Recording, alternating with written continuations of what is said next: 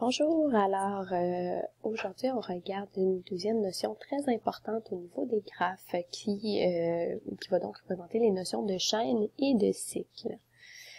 Alors on va aller regarder ça, on est à la page 4 dans le cahier de notes. Tout d'abord, une chaîne, c'est en fait,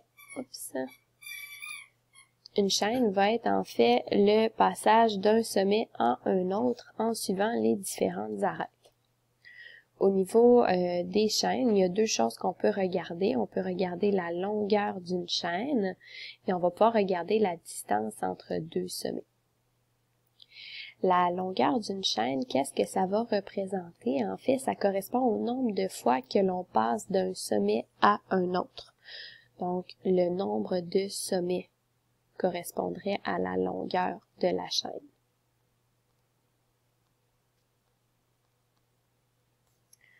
Lorsque l'on parle de la distance entre deux sommets, donc par exemple la distance entre les sommets AB, on va noter ça D de AB.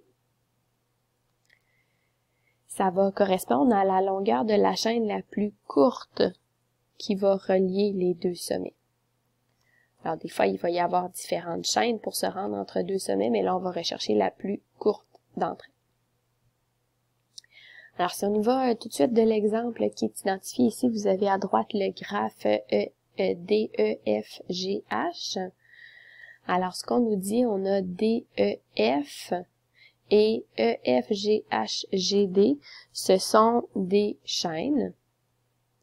Donc, tout simplement, on vient rejoindre différents sommets. FGDHE n'est pas une chaîne. On va aller voir pourquoi. Donc, on nous dit FGDHE. Qu'est-ce qui fait que ce n'est pas une chaîne? En fait, c'est qu'il n'y a pas d'arête qui rejoint H et E. Elle n'est pas existante sur le graphe. Donc, si je voulais que ce soit une chaîne, il faudrait que je passe par F ou par D avant de me rendre à E. Donc, c'est pour ça que c'est pas une chaîne. Ensuite, si on regarde la longueur de la chaîne DGFE, donc DGFE, ben j'ai 4 sommets, donc ce sera une longueur de 4. Et si on regarde la longueur de la chaîne GDEDGH, donc on a juste à compter tous les sommets par lesquels on passe. Donc, G, 2, 3, 4, 5, 6.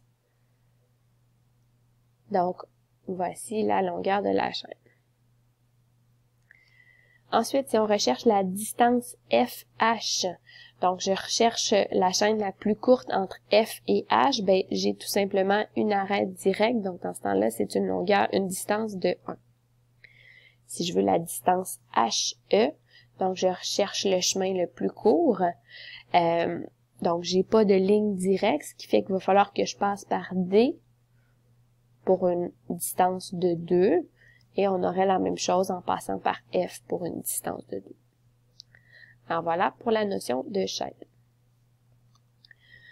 Au niveau de la notion de cycle, donc la différence entre une chaîne et un cycle, le cycle va correspondre à une chaîne, mais qui va commencer et se terminer au même sommet.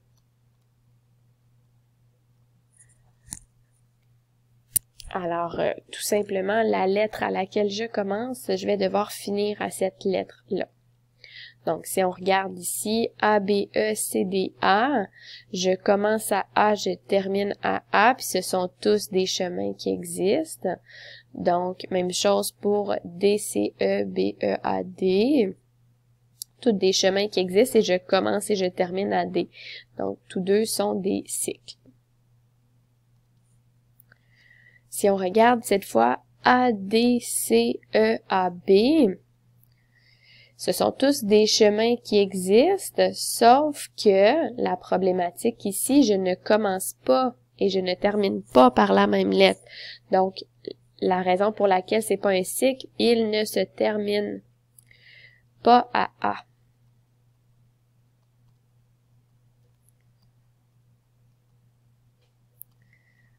Ah, donc, il aurait fallu qu'on arrête ici, là, pour que ce soit considéré comme un cycle. Ensuite, si on regarde l'autre exemple, ACEA, donc ACEA, pourquoi c'est pas un cycle? Parce qu'il n'y a pas d'arête entre A et C.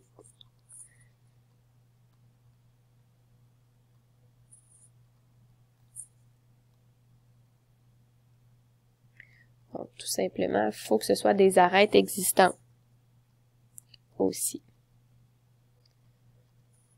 E et C.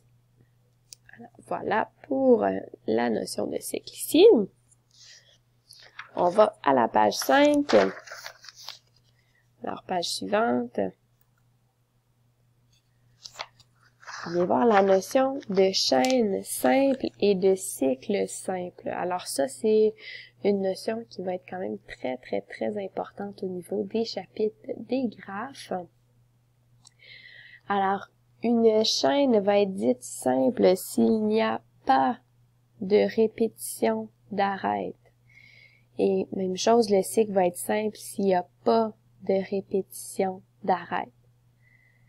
Donc, on recherche vraiment des chaînes ou des cycles qui vont nous permettre de répéter en fait aucune arête. Donc, je peux pas passer 2 fois par le même endroit.